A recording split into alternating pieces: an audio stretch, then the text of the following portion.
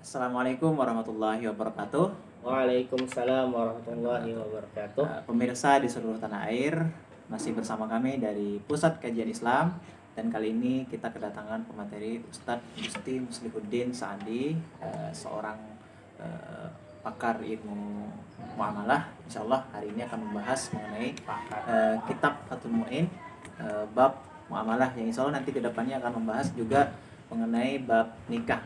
Nah, begitu banyak problematika jual beli modern sekarang ini yang mungkin perlu kita kaji kembali ya Ustadz ya, untuk kadang kita perlu titik terangnya, hukum-hukumnya dan lain-lain Ustadz. Mungkin untuk jual beli dulu mungkin ulun serahkan ke Pian, ke Ustadz, tentang bab Fathul Mu'innya, muamalah. Ya. Assalamualaikum warahmatullahi wabarakatuh. Waalaikumsalam warahmatullahi wabarakatuh. Alhamdulillah. Wassalatu wassalamu ala Rasulillah wa ala alihi wa ashabihi wa man tabi'ahu bi ihsanin ila yaumiddin, amma ba'd. Rabbana zidna ilman warzuqna fahman. Amin ya rabbal alamin. Jadi kawan-kawan yang ada kitab Fathul Mu'innya silahkan dibuka ya. Kita baca sama-sama dan kita artikan dan kemudian kita jelaskan ya. Bila mana terdapat kesalahan dalam pembacaannya, terdapat kekeliruan dalam penjelasannya, mohon nanti tulis di komen, bisa nanti kita klarifikasi ya. Terima kasih. Baik, qala al-musannifu rahimahullah wa nafa'ana bi ulumihi fid dharain amin. Babul bai' ya. Huwa lughatan muqabalatu syai'in bi syai'in. Secara bahasa, yang nama jual beli itu adalah tukar menukar sesuatu dengan sesuatu yang lain. Wa syar'an, dan secara syar'i ya, istilahnya muqabalatu malin bi malin. Ya, tukar menukar antara harta dengan harta. Ala wajhin maksus, dengan ya atas tata cara tertentu ya. Wal aslu fihi qabla al ijma'i ayatun, dan dasar daripada bolehnya jual beli ada beberapa ayat ya sebelum adanya ijma'. Seperti firman Allah Subhanahu wa taala, wa ahallallahu al-bai'a wa ahallallahu al-bai'a, dan Allah taala telah halalkan jual beli. Wa akhbarun, dan beberapa hadis. Ka khabarin su'ilan Nabi sallallahu alaihi wasallam, ditanya Nabi Muhammad sallallahu alaihi wasallam, ayyul kasbi atyab ya, mata pencarian apa yang paling baik? Faqala, maka Nabi mengatakan, amalur rajuli biyadihi, pekerjaan seorang laki-laki dengan tangannya. Wa kullu bai'in mabrurin, dan setiap jual beli yang sah. Ai la ghasya fihi. Jadi makna mabrur di sini menurut beliau adalah la ghasya fihi, tidak ada tipu menipu di dalamnya. Baik tipu menipu dalam harganya, begitu juga tipu menipu dalam barangnya, baik dalam saman ataupun musman. Wala khiyanata, dan tidak ada juga pengkhianatan dalam akad-akad kesepakatannya. Itu bai'un mabrur. Nah, ketika Nabi ditanya ayyul kasbi atyab ya,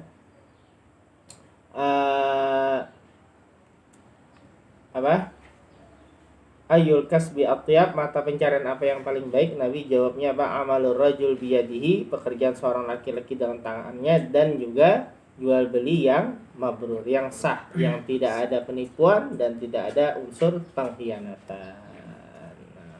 Indakum soal ya Gus. Oke, Ustaz, terima kasih atas pembacaannya tadi. Mudah-mudahan bermanfaat, menjadi keberkahan kita semuanya. Sedikit nih bertanya Ustaz mengenai jual beli. Yeah. Nah, kan ini pada umumnya mungkin yang dibahas tadi jual beli yang pada umumnya ya Ustaz ya.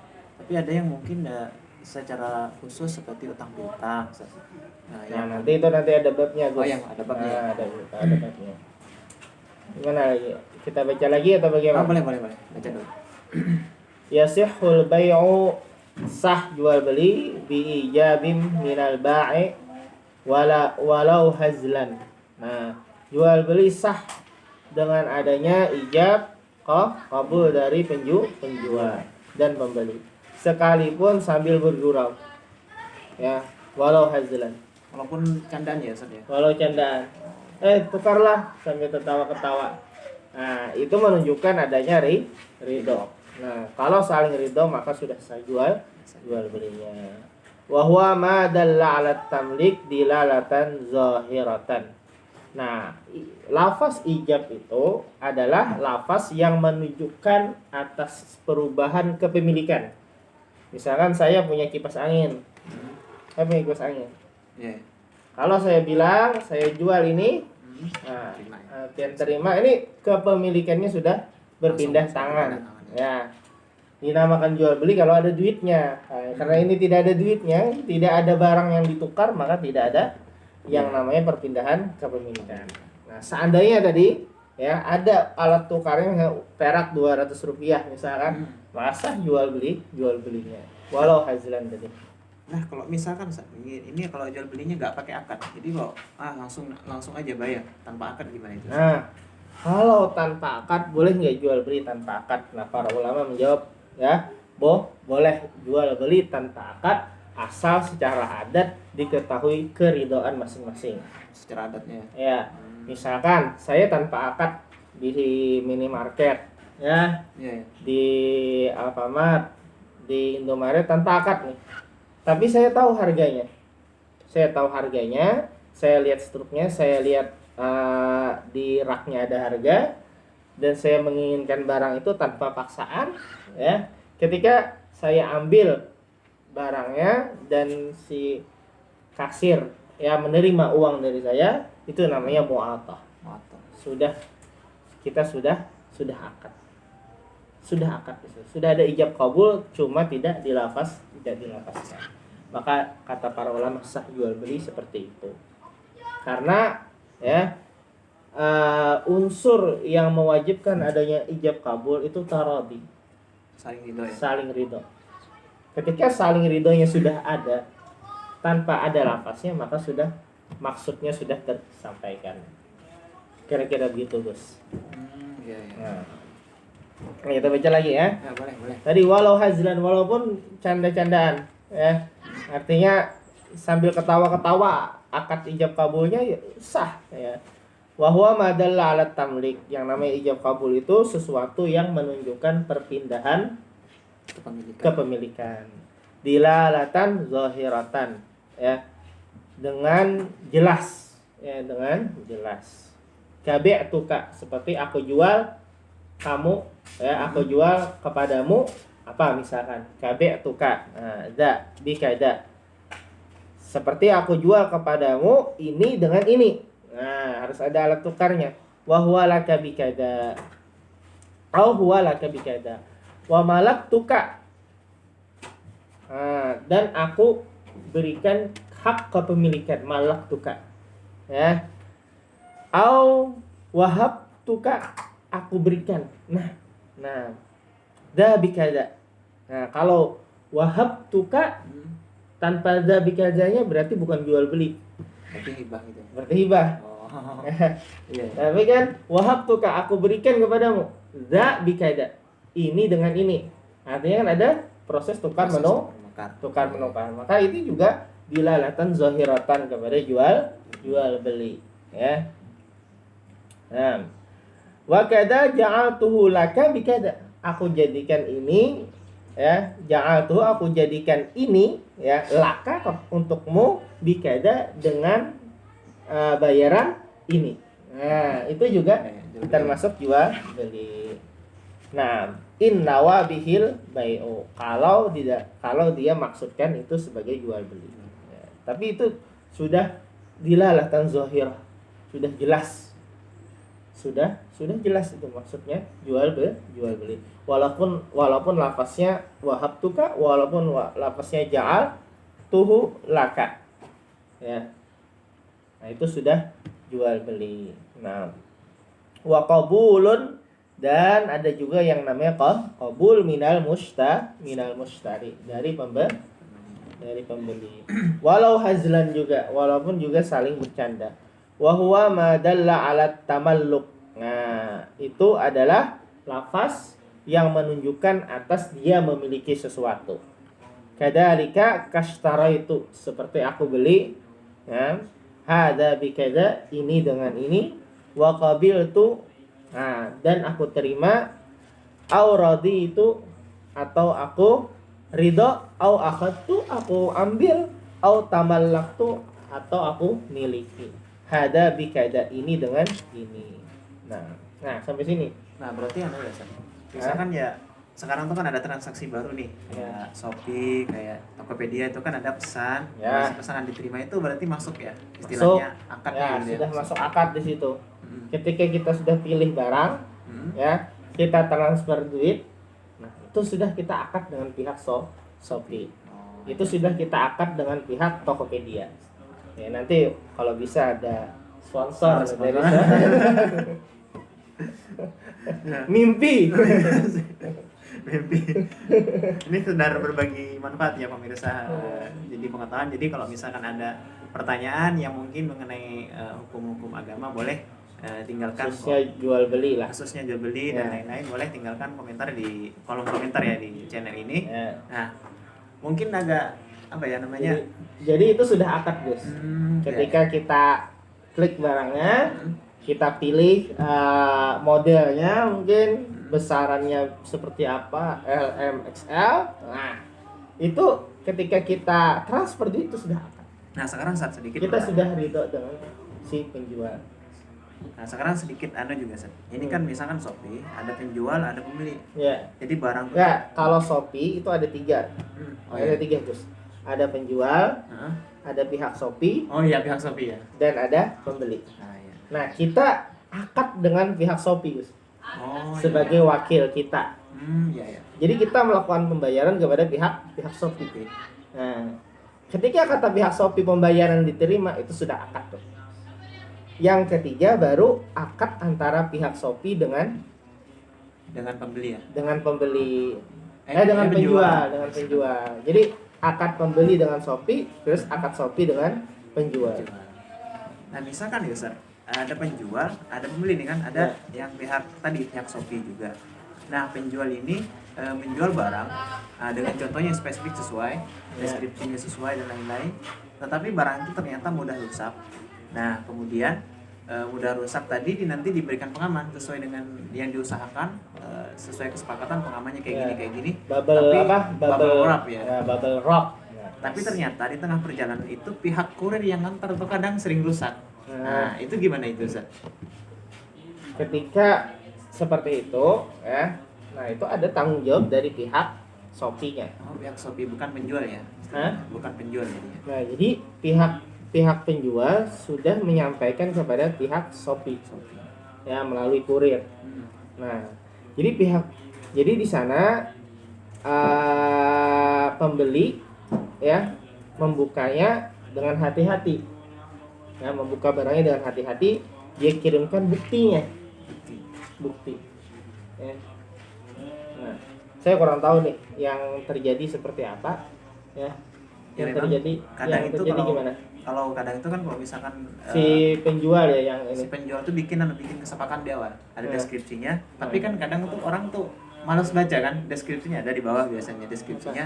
Nanti kalau misalkan berlaku garansi dengan syarat saat unboxing itu harus ada videonya. Nah, harus ada videonya, kemudian juga apa ya namanya? Covernya atau apanya itu enggak harus ada gitu nah. Jadi nanti bisa dikembalikan, return lagi kayak gitu. Tapi kalau misalkan tidak ada videonya dan lain-lain nggak bisa. Nah, itu yang ganti siapa? Pihak Shopee atau penjual? Ya kalau kadang-kadang sih mungkin penjual sih nggak mau ganti kadang kalau misalkan nggak sesuai dengan permintaan si penjual. Artinya pihak Shopee ada tanggung jawab nggak di situ? Sepertinya nggak ada ya, Shopee ya. Pihak Shopee nggak ada ya tanggung jawabnya. Untuk yang barang yang rusak di jualan. Kalau barang rusak yang sampai ke kita, kecuali kita return mungkin bisa. Tapi kalau biasanya di pengiriman kemudian barangnya itu rusak dan hilang, biasanya mereka tanggung jawab. Kalau Kalau misalnya di perjalanan juga barangnya kita ngirim barang, ternyata di perjalanan barang yang kita kirimkan untuk pembeli kita hilang di jalan sebelum sampai ke pembeli kita, tanggung jawab mereka, uangnya akan kembali ke kita. jadi itu Shopee tanggung jawab. Tapi tanggung jawab Oh, penjual enggak. enggak. Tapi kalau barangnya sampai dalam keadaan rusak, bisa jadi kan kesalahannya si kurir nih. Si kurir. Jadi kalau di return kita biasanya minta video unboxing dulu. Nah, itu penjual yang tanggung jawab. Iya, video tanggung jawab. Kecuali barang kita sudah ngirimnya bagus, sudah dicek, sudah ini, tergantung si penjual aja lagi biasanya mau terima atau enggak. Kalau diterima, uangnya kembali ke si pembeli. Kalau enggak, ya nggak mau si pembeli menerima barang yang rusak. Ya. Jadi kalau secara ini tadi ada kawan kita, Ya, ya, pakan Shopee. dia punya akun Shopee, bisa dicek nanti. Apa nama akunnya? Nama akunnya apa? Amanah Store. Amanah Store. Wah, nanti bisa alat cukur apa macam-macam. Macam-macam ya. Macam-macam yang dia jual. Ya, jadi menurut kawan kita tadi, kalau misalkan ya barang itu belum sampai ke kita, ya selaku pembeli, maka tanggung jawabnya itu dari Shopee.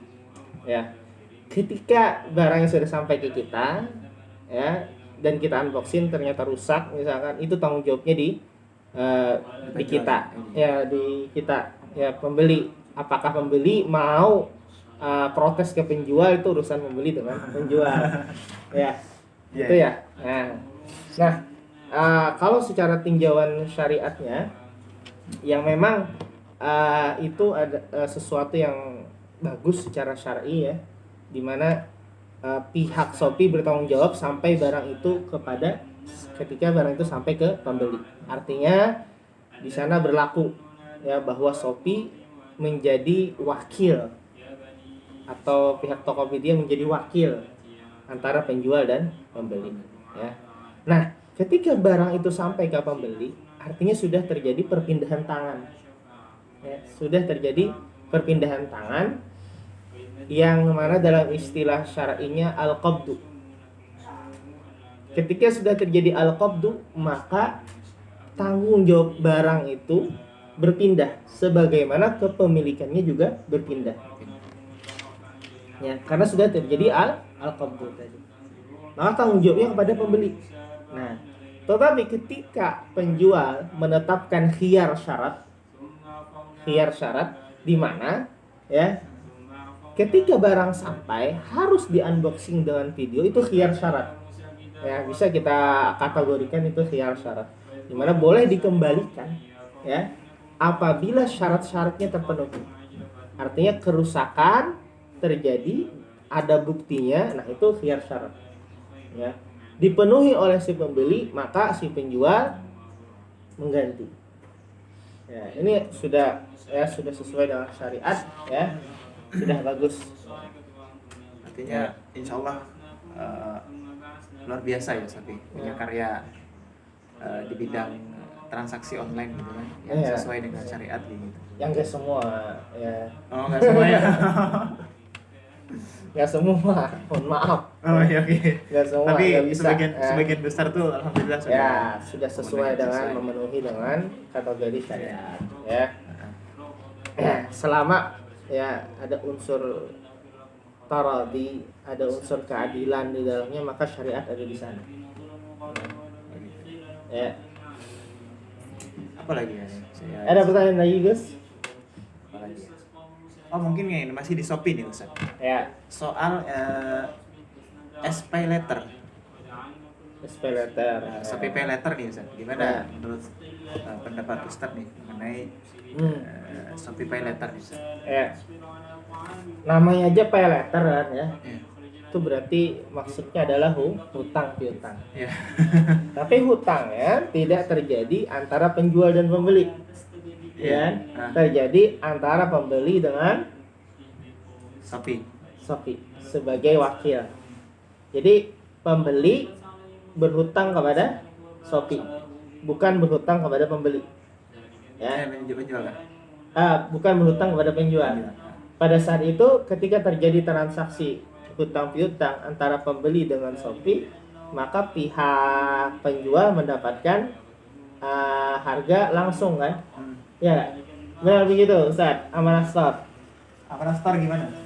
Menurut Amanah Store pinjauan SPay Letter. Ya, ketika kita pakai membeli sesuatu dengan SPay Letter, ya, harganya itu langsung ditransfer ke penjual kan? Ketika barang kita terima dan kita klik, iya. Ya, walaupun SPay Letter. Iya. Ya, berarti kita hutangnya dengan Shopee. Iya. Ya, itu kata Amanah Store. Nanti dicari ya. Ya, jadi kata kawan kita tadi yang melakukan jual beli di Shopee, kita berhutang dengan pihak Shopee, bukan kepada penjual. Nah, kira-kira begitu tasawur akad. Jadi akad hutang pada dasarnya boleh, ya. Hutang pada dasarnya boleh diperbolehkan dalam agama kita. Nah, tetapi ketika hutang itu mengambil faedah berupa kelebihan, maka kelebihan itu adalah riba. Maka kelebihan itu adalah riba. Sama kayak kita hutang 100 rupiah, ya. Saya hutang 100.000 ya, 100 rupiah nggak ada lagi. Saya hutang 100.000 ke Gus Rosid, ya. Terus saya Gus Rosid minta kembalian bayarnya 110.000. Nah, 10.000-nya adalah riba. Nah, tapi di SPay Letter seperti itu enggak? Kalau SPay Letter itu kalau nggak salah sih sepemahaman dulu, kita beli barang dengan cicilan sekian bulan, tapi memang harga di awal ya Ustaz Didi ya. Harga awalnya misalkan harga 500.000 ya. Tapi ketika dicicil itu saat memang agak membesar ya. Agak membesar kayak gitu. Ya, berarti memang ada tambahan di sana, ya. Nah, yang ada tambahan di sini kita lihat lagi tasawur akadnya, ya. Apakah Shopee-nya memiliki barangnya? Terjadi jual beli antara pihak Shopee dengan penjual apa tidak? Tidak. Tidak. Ada nggak jual beli antara pihak Shopee dengan penjual? Oh, untuk pihak Shopee dengan penjual terjadi ya? Terjadi jual beli nggak? Jadi Shopee membeli dari penjual. Membeli? Ya.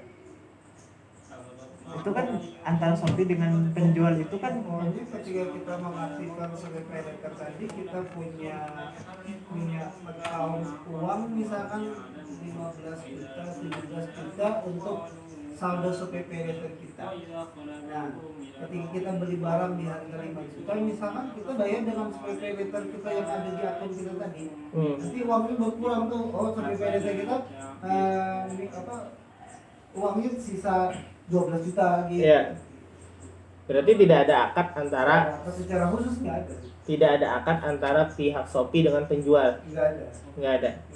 Nah, berarti iya. Nah, di sini masalahnya. Jadi Shopee tidak memiliki barang tersebut, sehingga tidak terjadi jual beli antara Shopee dengan pembeli. Tidak ada jual beli antara pihak Shopee dengan pembeli. Artinya akad dalam Shopee Pay Letter ini murni hutang antara pembeli dengan pihak Shopee. Karena ini murni hutang, bukan jual beli taksid atau jual beli kredit. Kalau jual beli kan disyaratkan, ya kita harus memiliki barangnya. Tapi pihak Shopee tidak memiliki barangnya, yang memiliki barangnya itu pihak penjual. Ya kan? Berarti tidak terjadi jual beli secara kredit yang diperbolehkan. Justru yang terjadi adalah murni hutang piutang. Ketika terjadi hutang piutang, terjadi kelebihan, maka di situ terjadi riba. Seperti itu. Makanya ini saya katakan tadi, tidak semua yang ada pada Shopee itu boleh secara syar'i, secara syariat. Gitu. Itu Gus, ya. Mungkin itu ya. untuk yang Shopee Pay tadi. Shopee Pay. Nah, mungkin sedikit nyambung nih mengenai utang piutang tadi ya. Ini agak merembes kemana-mana nantinya. Nah, lanjut ke ini kan sepertinya memang transaksi utang piutang berlebihan ini sudah jadi umum banget ya, Ustaz. Umum sudah Umum jadi. banget, artinya kita nggak apa ya, mau menghindar tuh agak susah deh. Ya, gitu. Di setiap transaksi, bahkan di HP aja nanti ketika pulsa apa itu, pulsa habis itu kan ada pulsa apa itu namanya itu, pulsa online kan, pulsa apa itu Ya, yang pulsa nanti dibayar darurat. pulsa darurat kan. Ada lagi kan gitu. Nah, itu Artinya juga. semuanya sistem kayak gitu semua. Sistem sudah seperti itu semua. Kata Nabi, di akhir zaman itu tidak ada lagi yang akan selamat dari riba. Memang kata Rasul SAW sudah mengatakan di akhir zaman tidak ada lagi yang akan selamat daripada riba, atau tidak akan selamat dari debu-debunya riba. Semuanya akan kena riba, ya, walaupun kena debunya. Dalam artian apa? Nggak bisa kita bertransaksi tanpa bank, ya. Iya. Ya, tidak bisa kita bertransaksi tanpa campur tangan daripada suatu lembaga yang melaksanakan transaksi ribawi di sana. Ya, jadi kata Nabi memang ya di akhir zaman ini pasti sudah sesuci apapun manusia pasti terkena yang namanya debunya riba. Ya. Nah mungkin ini lanjut ya Ustaz, mengenai riba. Nah, itu kan ada yang memang ada sekelompok orang itu membolehkan, Ustaz. Gimana itu Ustaz menurut Ian? Kalau riba ada yang membolehkan dan dia tahu ayat dan Qur'annya, hukumnya antara dua. Kalau ada yang membolehkan riba ya, kalau dia tahu dalilnya, hukumnya antara dua. Pertama, dianggap sebagai bid'ah, ahlul bid'ah, ya termasuk ahlul bid'ah kalau dia mentakwil ayat riba tadi. Dianggap kafir kalau dia tidak mentakwil ayat riba tadi. Iya. Ya, antara dua. Jadi ijma ulama yang namanya riba itu haram. Ijma, ya. Tidak ada perbedaan di kalangan ulama yang mu'tabar, yang mujtahid bahwa riba itu boleh misalnya. Tidak ada. Ya, semua ulama ijma riba itu diharamkan. Nah, tetapi furu'ul riba katsirah jiddan. Cabang-cabang riba ini banyak. Bentuknya meliputi berbagai macam bentuk-bentuk transaksi yang kadang kita juga bingung mengelompokkannya. Ini riba apa tidak? Ini riba apa tidak? Nah, dalam furu'ul riba, cabang-cabang riba itu memang tidak terjadi ijma. Saya ya, ada khilaf ya gitu. Pasti ada khilaf, ya. Karena ya orang akan berbeda pendapat ketika mengambil cabang. Apakah cabang ini misalkan dari cabang pohon mangga, cabang ini dari pohon durian, cabang ini dari pohon apa misalkan. Nah, orang akan beda-beda, ya. Nah, mengembalikan cabang kepada asal itu sulit, ya. Maka tidak akan terjadi ijma di sana. Ya, contoh kayak bunga bank tadi, Shopee Pay Later, saya pasti ya yakin 100% pasti ada yang tidak sependapat dengan saya tadi. Iya. Karena mengembalikan cabang kepada asal, mengembalikan faraun kepada asal itu sulit. Ya. Mengembalikan mengambilkan faraun kepada aslun. Ya. Kayak kita juga ketemu ranting pohon apa ini? Ya, pohon mangga kah, pohon durian kah, atau pohon Cemara. Keluarga cemara. Keluarga cemara. Ya, jadi seperti itu kan. Memang bakal pasti terjadi perbedaan terhadap furu'ur riba. Tapi ulama sepakat bahwa riba itu haram. Ya. Nah, itu yang kemarin ya Ustaz, ada sedikit apa ya namanya? Telaah, ada beberapa kelompok itu seakan-akan biasa aja berutang di bank konvensional karena berangkat dari argumentasi di kitab-kitab salaf boleh, enggak boleh sih, tidak ada dosa kan gitu kan ketika dia tuh berhutang karena darurat tadi sih. Ya. Itu kan beralasan kayak gitu sih, sehingga dia lebih memilih berutang di konvensional. Tapi dia nggak mau ke bank syariah kalaupun memang sudah disediakan. Kenapa? Alasannya itu bunganya lebih besar kayak gitu deh. Itu gimana itu Ustaz? Ini salah ini ya. Jadi ketika kita kan darurat nih, memang yang namanya kebutuhan al-hajatu tunazzal manzilatat darurat. Yang namanya keperluan itu dikategorikan oleh para ulama juga termasuk dalam darurat. Jadi ketika orang butuh motor, perlu motor untuk dia pergi bekerja, ya, misalkan jalan raya dari tempat dia bekerja itu agak jauh, Ustaz. Iya. Ya. Jadi dia perlu motor. Ya, kalau jalan nanti telat misalkan. Ini keperluan, bukan darurat sebenarnya, tapi keperluan. Ya bisa aja dia jalan atau naik ojek sebenarnya, tapi ini keperluan. Nah, ketika dia perlu motor dan dia nggak ada uang, nah, boleh dia berhutang kepada tetangganya, berhutang kepada sanak familinya, keluarganya dan lain sebagainya. Di saat keluarganya semuanya tidak punya uang yang cukup juga untuk memberikan pinjaman ke dia, maka dia boleh berhutang kepada orang yang pada dasarnya mempraktekkan riba. Ya, rentenir. Boleh ke bank konvensional, boleh ketika dia perlu itu. Nah, itu dulu sebelum bank syariat diadakan. Ya. Jadi bank syariat ini solusi daripada darurat yang dahulunya ada. Jadi tidak ada lagi darurat sekarang. Ini ketika kita perlu motor, ya, maka ya sudah kita pergi ke bank syariat. Gak bisa lagi kita pergi ke bank konvensional. Karena sudah disediakan ya. Karena sudah disediakan. Nah, seterusnya di bank konvensional ini berlaku yang namanya bunga. Sementara di bank syariah berlaku yang namanya margin. Bank syariah melakukan yang namanya akad jual beli. Jadi bank syariah harus memiliki dulu barang yang dimaksud. Misalkan kita mau motor, nggak punya uang, kita pergi ke bank syariah, maka bank syariah itu harus membeli motor itu terlebih dahulu. Ya. Kemudian ketika bank syariahnya sudah memiliki motor, baru kita membeli motor tersebut ke bank syariah dengan cicilan gitu ya. dengan cicilan. Walaupun cicilannya berlebih itu diperbolehkan. Itu sama halnya saya mau beli handphone, ya. Harganya di ponsel A 2 juta, di ponsel B 2.500.000. Ya. Karena si ponsel B naruh 2.500.000 ya terserah dia, handphone punya dia kan. Iya. Nah, seperti itu juga. Ketika bank syariah sudah punya motor, berarti ya terserah bank syariah mau ngasih harga berapa tuh motor. Ya.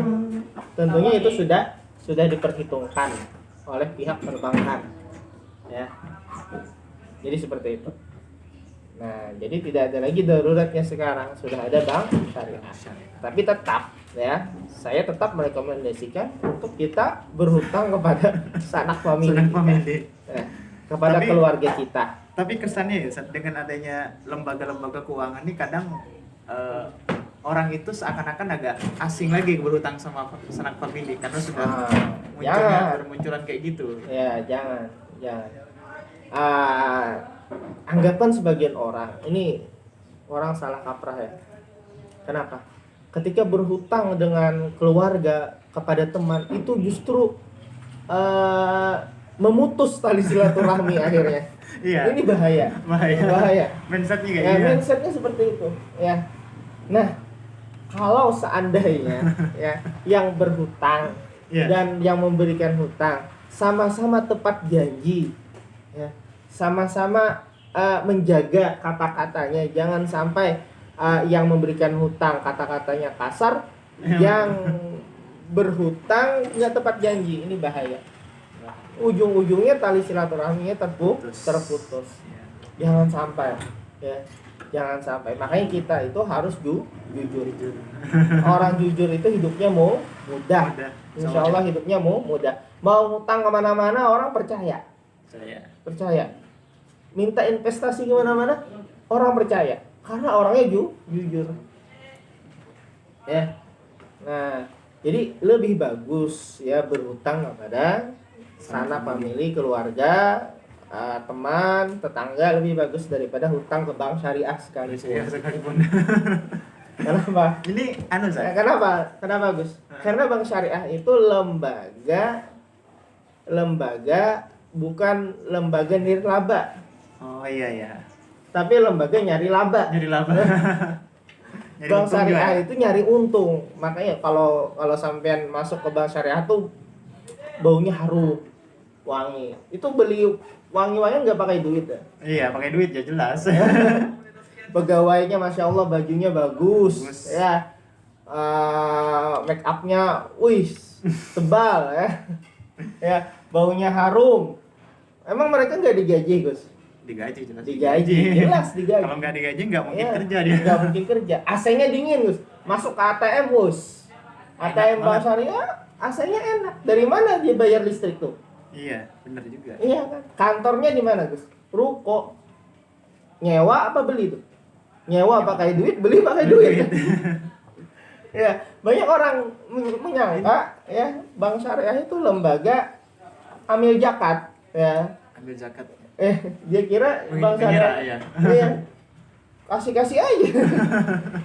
Bukan seperti itu. Nah gini Zat, Ya. ada orang kayak ini mungkin sedikit memotong ya Zat.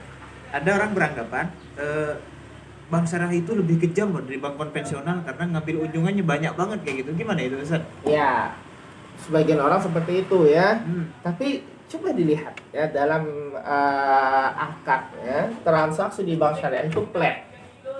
Dia nggak berubah. Berubah ya. Dia tinggi ngambil bunga di awal ya, ya. Ada kawan. Dia tinggi ambil bunga di awal tapi dia tidak berubah. Dia akan tetap seperti itu dalam kurun waktu puluhan tahun. Oh gitu ya. Ya. Ini belum pernah pengalaman deh di bank syariah.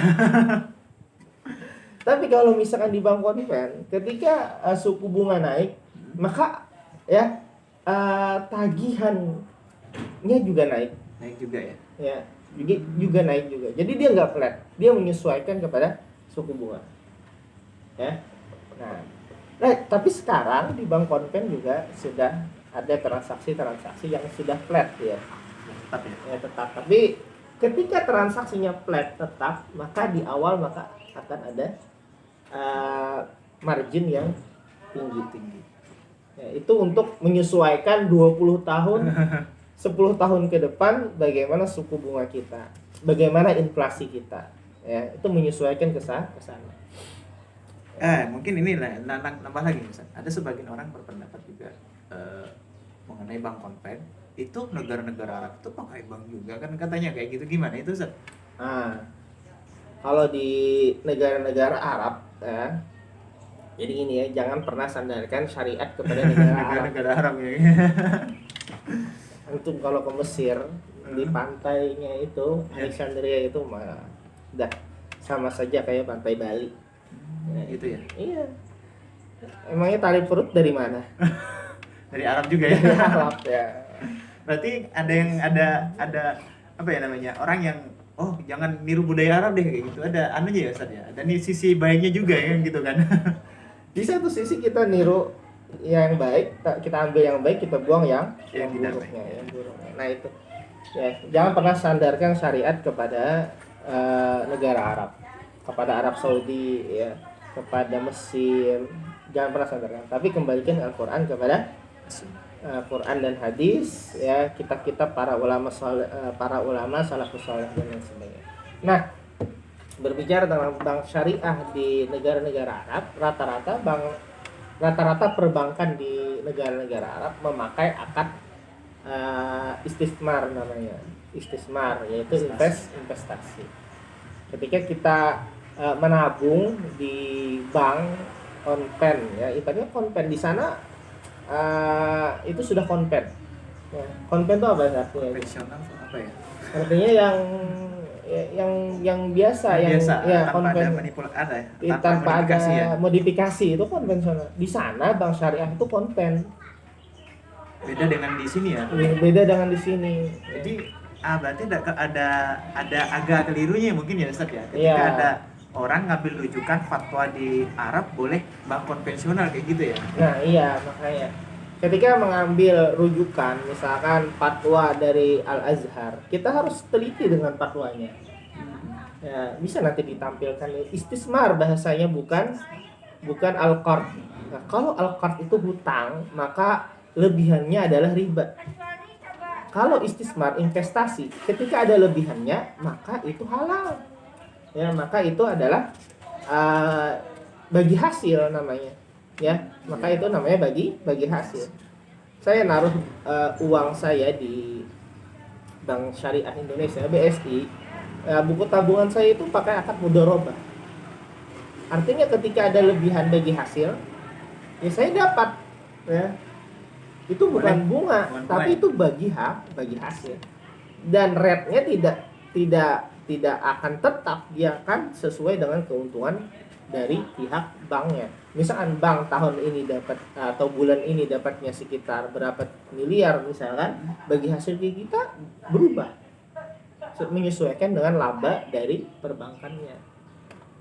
Begitu, Ustaz. Jadi ketika kita membaca fatwa dari ulama Mesir, Al-Azhar misal, baca itu ada istismar, ya. Kalau bisa kan ditampilkan nanti Gus. Jadi ditampilkan. Ditampilkan Kalau bisa. Ada sih dokumennya sih Ustaz. Mau dibacakan atau gimana? panjangan nanti. Panjang aja. Itu bahasanya istismar ya, tolong diteliti lagi. Tidak ada ya kesepakatan. Bahkan Syekh Tantawi mengatakan bahwa bunga bank itu hukumnya riba. Syekhul Azhar. Ya, bunga bank itu riba. Tapi ketika ditanya tentang istismar, maka jawaban beliau boleh. Nah, orang bingung. Syekh Tantawi ini membolehkan bunga bank. Nah, seperti itu. Iya, salah tangkap ya bahasa. Salah tangkap, padahal bahasanya jelas di sana istismar. Investasi. Istismar mengambil dua akad di dalam Islam. Ada akad mudharabah dan ada akad musyarakah. Ya. Nah, bagaimana Gus? Cukup untuk sekian? Mungkin insya Allah cukup untuk sekian. Insya Allah nanti Kita sambung lagi kajian muamalah dari kitab Fathul Mu'in tadi. Ya, ini kayaknya kajiannya sedikit tapi diskusinya banyak. Banyak ya. Nah, kita sambung lagi ketika tidak sibuk. Ketika tidak sibuk ya. Mudah-mudahan Ya. waktu luang nanti. Ini taruh di mana Gus nanti Gus? Taruh di Pusat Kajian Islam di YouTube insya Allah. Insya Allah. Sama Ya. di Facebook. Insya Allah ya. Mudah-mudahan bagus ya suaranya. Mudah-mudahan. Tapi ini banyak yang nggak ada tersetting sih, nggak ada terniat. Yang penting jadi kayak gitu. Jadi udah gitu. Ya, terima kasih Ustadz Gusti Ya. sudah menjadi materi hari ini, luar biasa beliau. Alhamdulillah. Ya, semoga kita tutup dengan membacakan doa kafaratul majlis. Subhanallahumma wa bihamdika asyhadu an la ilaha illa anta wa nastaghfiruka wa natubu ilaik. Ya, assalamualaikum warahmatullahi wabarakatuh. Oke. Jadi yuk.